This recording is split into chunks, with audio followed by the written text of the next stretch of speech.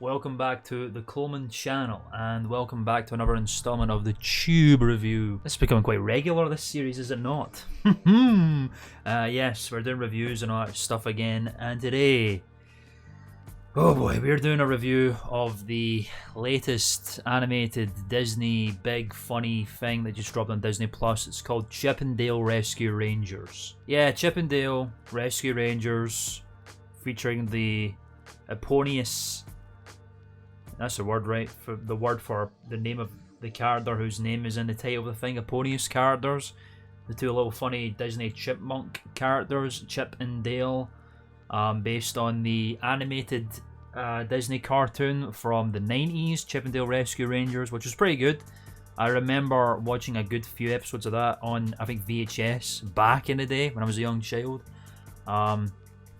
I don't remember really anything about it. I remember the intro, and I remember some snippets of episodes, and the outfits that they wore, obviously, like the Dale's Hawaiian shirt and Chip's Indiana Jones outfit and stuff. And I remember the big moustached, large fella, Monterey Jack or whatever. Other than that, I don't really remember much of the show at all. So, I mean, what can you say about this film, bro? Like, who the hell would have saw it coming? First of all, maybe a reboot of the show. You know, Disney Plus are bringing back, you know, I mean, even before they were bringing back a lot of like old shows like DuckTales and stuff like that. And you know, with Disney Plus being a thing, it wouldn't be too far-fetched to think that maybe shows like this could get rebooted. But instead, they got a whole ass film, and not only a whole ass feature film, but an insane amalgamation of just fucking. It's like Who Framed Roger Rabbit, which a lot of people have compared it to, meets Looney Tunes Back in Action, which a lot of other people have compared it to, slapped them together and also gave them an incredibly hefty, perhaps disproportioned dosage of heroin. I was going to say steroids, but maybe a bit of both. Heroids. Yeah, this film was just an absolute fucking, like, what the fuck can you even say? Why is essentially the main thing. Like, why the hell did this happen? Where did the ideas come from for this film? We're going to get into the review, though. This is a spoiler-free review, obviously, first of all. I thought, surprisingly, before I watched the film, and I was going to watch the film, that was the inevitability of the whole thing. I wanted to watch Chip 'n Dale Rescue Rangers, the 2022 film, because it just looks so fucking insane concept-wise. Especially, you know, with the different voice actors, like it was John Mulaney as Chip and Andy Samberg as Dale, I think it was, which is like, okay, fair enough. Yeah, I just wanted to see what the fuck was going on. Since I had access to Disney Plus, I thought I might as well watch it. It wasn't that long, it was about an hour and 38 minutes. I'm surprised at how much I actually tolerated it. Like, I thought, not even just tolerated it, not even just tolerated it, enjoyed it. Like, real talk, man, like, there's been a few different opinions flying around about this particular film for many different reasons, which we'll get into. But honestly, stripping everything away, I thought it was actually pretty decent. I thought it was a good chuckle. There were some good gags in there. There was a few little, oh, look at him, look at that, you know. It was a big, massive fuck-off cameo fest that put Marvel to shame. It was just a big, how many animated characters from so many different animated shows and movies from across the decades can be fit into this film, which they definitely did. You know, man, it was a good for all ages, funny little film. Nice little references to Rescue Rangers. It was a fucking crazy harebrained idea. A really interesting way to bring it back. You know, I can't imagine what the fuck the boardroom conversations were for this film, but it was an interesting idea. I think, honestly, it was a pretty cool idea and a good interesting way to reintroduce Rescue Rangers. Yeah, pretty just fun, silly, good for all ages type of thing. With a lot of nice little references and cameos, you know, all that kind of stuff. Pretty decent plot. Nothing groundbreaking, nothing has been seen before, honestly. Not really too much to do with the Rescue Rangers because it's not actually the. I mean, this was shown in the trailers, so I can tell you this. It's not really like the Rescue Rangers. It's not in the Rescue Rangers universe. It's It was a TV show that Chip and Dale filmed, kind of like in that Who Framed Roger Rabbit kind of thing, where Roger Rabbit is a film star, a toon star who stars in different, comedy skits and stuff like that, cartoon comedy skits. It's the same thing, same idea. And then they break up as the big team and they get back together like 20 years later, and then they come together to solve a crazy mystery like the old days and stuff. It's not majorly groundbreaking plot, but for what it is, it wasn't gonna be mind-numbingly insane with like ground-shattering thematic and symbolism or anything like that. It was what it was, and it was fine. Good cast of characters. Everyone was voiced quite well. For how many characters there wasn't loads of different characters. A nice little mix of like original cartoon designs and like cartoons from other things in real life and all that kind of stuff. And a few little surprises here or there as well that kind of made everyone that's making the internet just fucking explode right now. But yeah, it's quite divisive, I think, this film, for a lot of people. I think people kind of see it as very cynical and a bit of like a IP flex, and just another example of how Disney are just like the monopoly for almost everything at this point in time. Which, I can see that angle. I can see why people can see it as a bit of a cynical movie, but I don't really see that. I don't really feel, and I'm not the. I like Disney properties, but Disney as a company themselves are obviously a bit, big companies like that, companies that are like massive monopolies in general, are pretty shitty in terms of how they conduct themselves. But I didn't really see the cynical side in it at all. I kind of just more saw a bunch of people that made this kind of wacky, insane concept film, taking inspiration from these other, combining live action people with famous cartoon characters. Not done anywhere near as amazingly as Who Framed Roger Rabbit. That film is obviously just a complete, an untouchable classic and a unique breed of its own, and probably better than Looney Tunes Back in Action, honestly. Not as kind of just fucking weird, there's a Walmart in the fucking middle of the desert kind of fucking thing. There's no Brendan Fraser either, which is marks off, but it's about that kind of level, I would have said. It's about that kind of level of quality, I would say. It wasn't a bad film like I thought it could be. It was fine, it was enjoyable, I enjoyed watching it. Recommend it? I don't know. I guess it's definitely for the sake of the curiosity of what the hell this film is. It's worth a watch, I would say, and then you can draw your own conclusions. But, I wasn't bored while watching it. I thought it was quite interesting. It was nice to see some characters pull up after a couple of years. Obviously, they pulled up after like 10 years or 20 years of not getting any kind of film or show, and they get to say like a line. Bit of that in itself, I can see why people might think is get the cynical kind of feel from it. It's like, they just threw in this property that they never use anymore just for the nostalgics out there, and then they make him say one funny line and then they never get seen again. I can see why that would rub people the wrong way. I didn't hate that at all. I didn't hate it.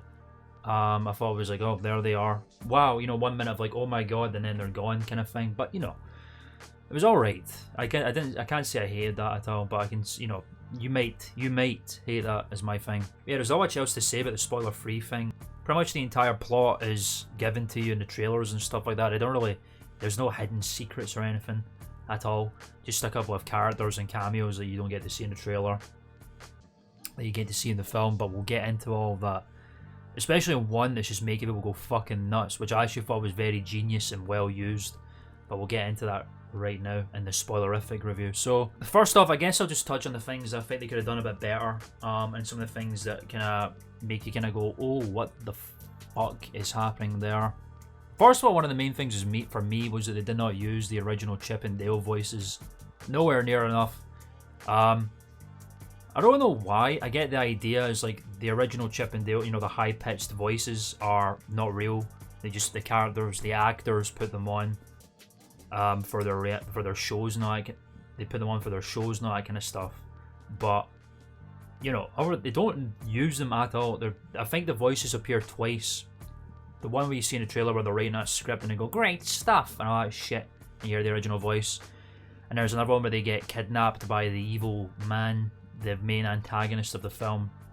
And they're like getting into a big argument and they start speaking really high pitched. And the classic Chip and Dale Chipmunk voice. And that's pretty much it. You don't hear it at all other than that. Which is a bit of a bummer. Like, I feel like if they're going to make a Chip and Dale Rescue Rangers film, they probably should have had the original voices appear more than twice. For a couple, like, and when I say twice, I mean 2 times for like 5 seconds a piece. Probably could have done that a little bit more, but it's kind of here or there. It's not the worst. Like, I wouldn't have wanted the whole film where they speak in that high-pitched tone anyway. Like, that's just Alvin and the Chipmunks level of just sheer irritability. But they could have had a bit more, I think. The other thing that I thought was a little bit, like, a lot of people have mentioned this already, and to this day, I don't know if this was intentional or not, but it seems a little bit too on the nose to not be. And it's the main antagonist who's Sweet Pete, and it's Peter Pan, the Peter Pan from the animated film. From the, I think it's 1950, was it 55 that one came out, I believe. Not one of my favourites, but it's definitely a classic. But yeah, it's the original Peter Pan. He's got an old, he's voiced by Will Arnett, which is pretty cool. Good fitting voice for the character. Will Arnett is just great in anything he does because his voice is just that beautiful baritone voice that just immediately makes think of like top quality stuff like BoJack Horseman and all that kind of stuff. Good choice for Sweet Pete. But his backstory is this. Good villain though. But his backstory is this. So he made Peter Pan, big famous dude.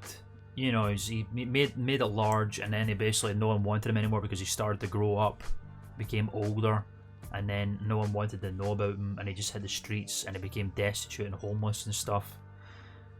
Which is fair enough, you know, fitting story, makes sense, good, you know, good motivation and all that kind of stuff. So he's like started up these crooked businesses, and he's like kidnapping of our famous animated characters like Flounder from Little Mermaid and Monterey Jack from Rescue Rangers, which is like the whole plot. That's why Chip and Dale team up to try and find them again. And then he fucks them up with this like CG, no, it's not even CG, it's like a animated cartoon plastic surgery thing. And this is a whole integral part of the film. It explains why some characters are CG, like Dale, who became a CG character. Like other dudes that pull up, like Baloo from the Jungle Book remake. He had the CG surgery, I think was the idea. And then I think Pumbaa from the Lion King remake pulls up as well. There's a whole joke about that we'll get into in a fucking minute, good god. But this is a whole integral part in the film. He takes these animated characters and fucks them up, makes them look fake, and puts them in bootleg films, like, you know, those fake bootleggy films based on like Disney films that you see. That's the whole point of the film, and he makes bucks off it. But this is the thing that's a little bit sus. The voice actor for Peter Pan, his name was Bobby Driscoll. I think that's the right one. Yeah, Bobby Driscoll, who did the voice of the original Peter Pan.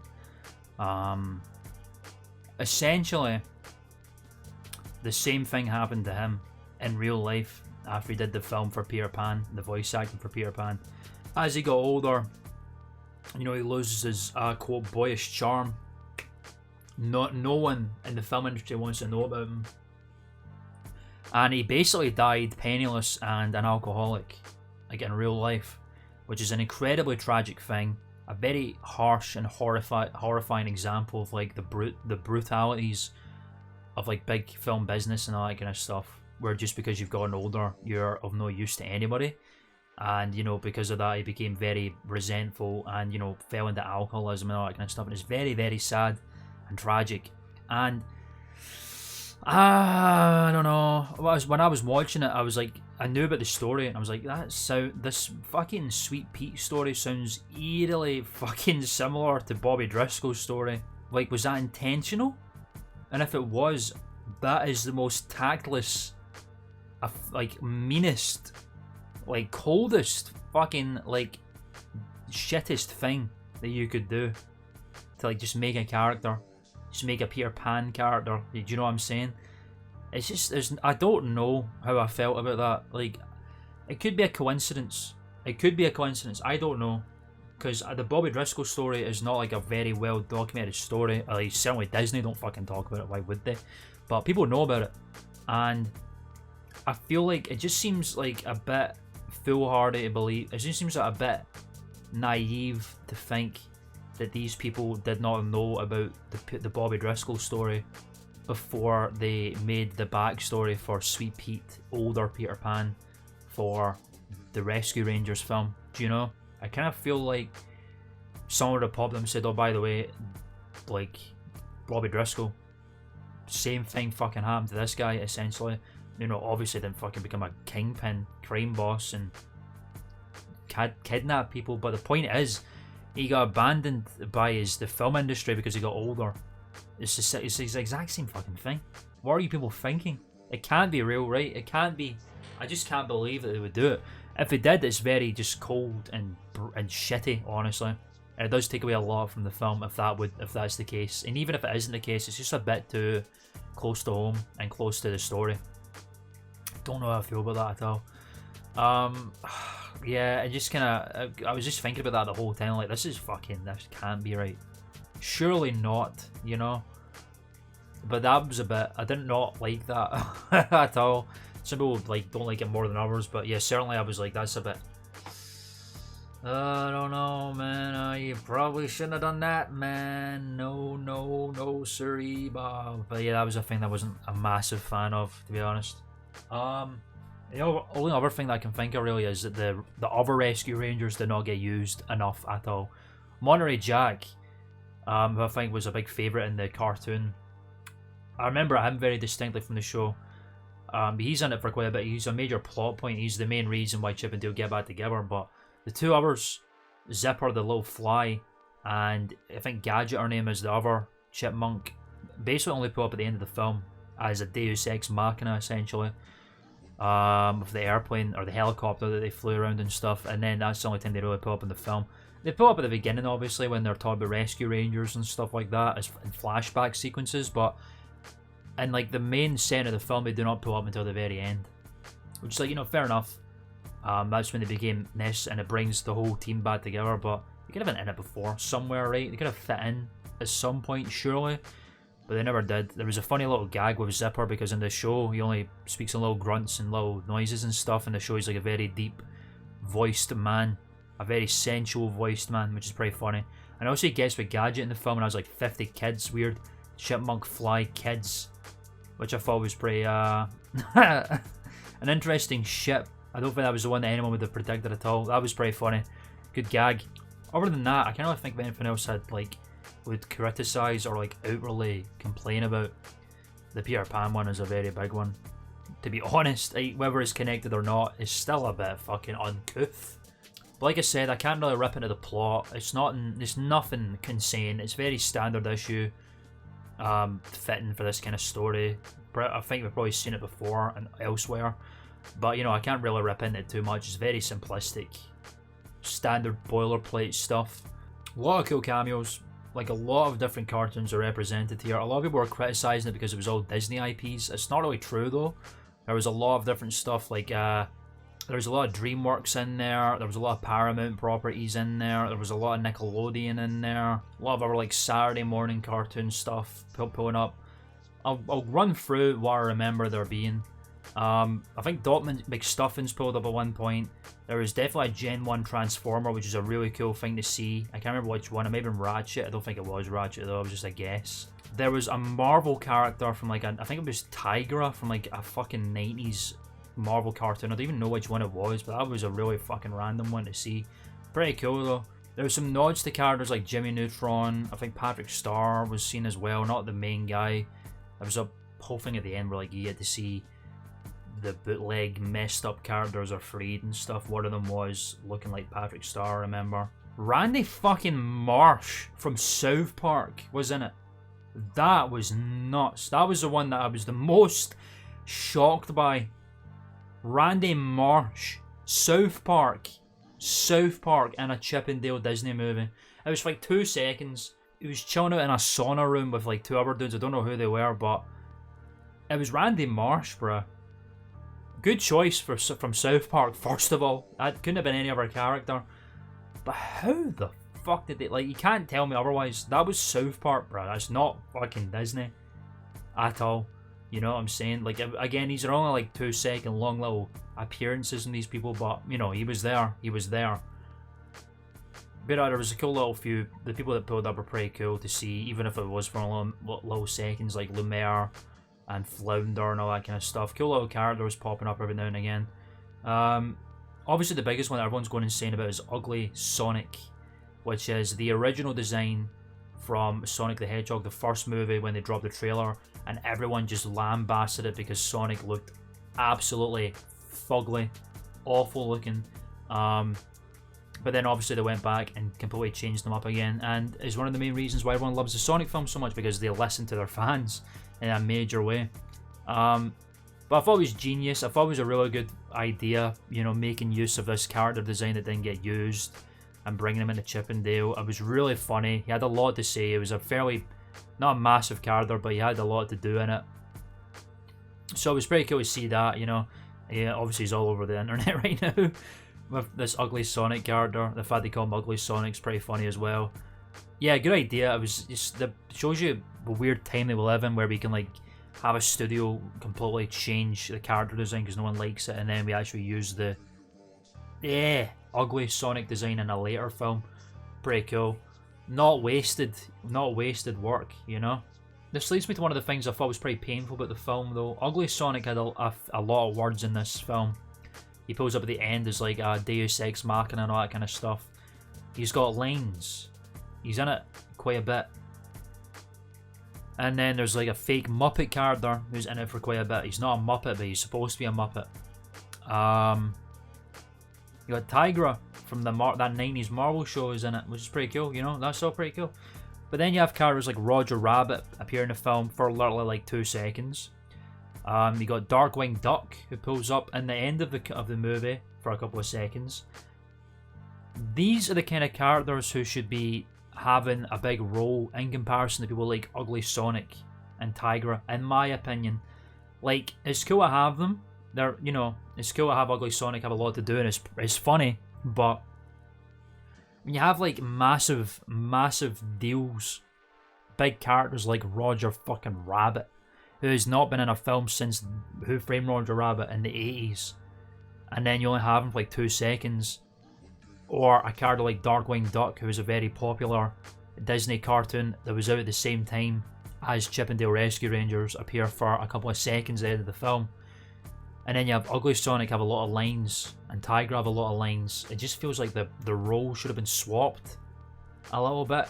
It really feels like the Roger Rabbit should have had a bit more to do, or maybe Darkwing Duck should have had a bit more to do in comparison to these, you know? It kind of felt a bit, yeah, I don't know about that one, Chief. Seemed a bit rude to like use these IPs to say, throw them in there, make them do a funny dance, and then they're never seen again. And you know, while it is all fun, you know, I can't really rip into it too hard. That's one of the reasons why a lot of people are saying don't compare it to Frame Roger Rabbit. I think that's a bit far. Like, you can compare it to that film if you want, but that's the thing. Like, one of the things that Roger Rabbit did so well that this film did not was it put together characters that you would never expect to see together at all. Like like the scene in the bar where Daffy Duck and Donald Duck are playing piano next to each other, or the scene where Bugs Bunny and Mickey Mouse are together on the screen. Stuff that you'll basically never see again, and no one would ever thought they would see. Really crazy, funny, appropriate moments in this film that paid a lot of respect and homage to the characters and you know, Warner Brothers and Disney and all that kind of stuff. This film didn't really do that. It just kind of threw in characters for the sake of throwing them in. I don't think that's necessarily a bad thing, because it's pretty cool, but you know, it's not high, crazy octane stuff as a result. It is nowhere near peaks like Who Framed Roger Rabbit as a result. It's pretty cool, like I said. I'm not trying to make it as if it's a shitty thing, but it's just basically not as impressive as my thing. That's the main point I'm trying to ride home here. And also, Seth Rogen is in it like 3 times. 4 times actually. Seth Rogen voices this weird CG dwarf character, who's supposed to be like making fun of like films like What was the film that then Brett mentioned? Polar Express, where it's like Uncanny Valley CG that looks really weird. And like the idea is like he's looking at him, but he's not like looking directly at him because of the animation and all that kind of stuff. Pretty funny character. Seth Rogen voices him. But then we meet Pumbaa from The Lion King, who he voices. And then we meet the cricket from Kung Fu Panda, who he voices. And then we meet Bob from Monsters vs. fucking Aliens, who he voices. And then we literally get sent to Seth Hell, Rogen Hell, where they're all surrounding this dwarf character and they're all going But yeah, you know, I had a few good gags and funny line and stuff. Nothing notable, nothing I can like spurt out to you here and be like, this is like going down in history or anything like that. But you know, there was some funny moments for sure. I didn't like crack up and like, oh my god, this is so funny. But you know, there wasn't like any cringe wasted dialogue that didn't work. It felt like it all was quite, not organic's the wrong word, but it all like worked, it all bounced off each other fairly well, and it made me laugh. Not like laugh out loud, this is comedy gold, but it wasn't cringe and it did not work, is my thing. I thought it was decent enough funnies, I would have said. And there isn't really much else for me to say about this film. I just wanted to really cover it because it just came out and everyone's just going insane about it, and like it's just fucking fried, honestly. I don't think it's going to lead to anything. This isn't going to like reboot the Rescue Rangers or anything like that. I can't imagine that it will, right? I don't think it will. But, you know, it was pretty cool. The main thing that I love about it, my main takeaway from it is you've taken what is just a very simple idea. A Saturday morning cartoon show from the 90s featuring some like B-tier, some B-list, C-list Disney characters, Chip and Dale, and then the customary original concept characters made for the show, kind of like Max Goof and all that kind of stuff. And you know, a show that's pretty fairly well loved by a lot of people, and then making it into a film but completely putting it on its head and doing something completely different, making it much like I said, Who Framed Roger Rabbit, Looney Tunes back in action thing with live action meets animation, and then also just expand upon this idea of all these cartoons lumped together and just like crowning as many as possible. Don't miss Stuffins, Phineas and Ferb, South Park, SpongeBob, He-Man, Marvel, The Simpsons. There's a little bit of Rick and Morty in there, a little bit of Ren and Stimpy in there. Fucking Kingdom Hearts was in there for a little bit. A whole plethora of Disney IPs, even ones that are forgotten about, like Gargoyles and the extremely goofy movie stuff and all that kind of thing. A bit of DuckTales, you know, everything, a whole bunch of stuff, Roger Rabbit, everything, a lot of things, and putting them in a shared universe. It was interesting, funny, cool, but it wasn't insane, you know. I didn't think anyone would have thought it would be. It wasn't groundbreaking stuff, but it was cool idea. A few things I didn't really like about it, particularly that Peter Pan thing. God, I hope that is fucking true. That'd be really poor if it was. It would take a lot away from it, honestly, because it's just cold and callous. Anyway, epic to lame ratio time. I thought the Chip and Dale Rescue Rangers, the movie, the 2022 film, was, I think, low tier pretty epic to high tier pretty lame to low tier pretty epic. I think is pretty fair, because it was just okay. It was pretty cool. It was okay. It was on the cool side of okay, not mind-numbingly insane or anything like that, but certainly it wasn't bad like a fall would be, which is, you know, something, right? That's something. High tier pretty lame to low tier pretty epic, I think is a good fit for this particular film. And that is my review of Chip and Dale Rescue Rangers 2022. Give it a watch. It needs to be seen to be believed. At the very least, whatever you think about it going in, you should probably just watch it to just understand what's going on. Okay? And then watch some Chip and Dale Rescue Rangers because it's a pretty good show. I mean, I've not watched in a long ass time, but you know, I will watch it. Probably. Maybe not, actually. Nah.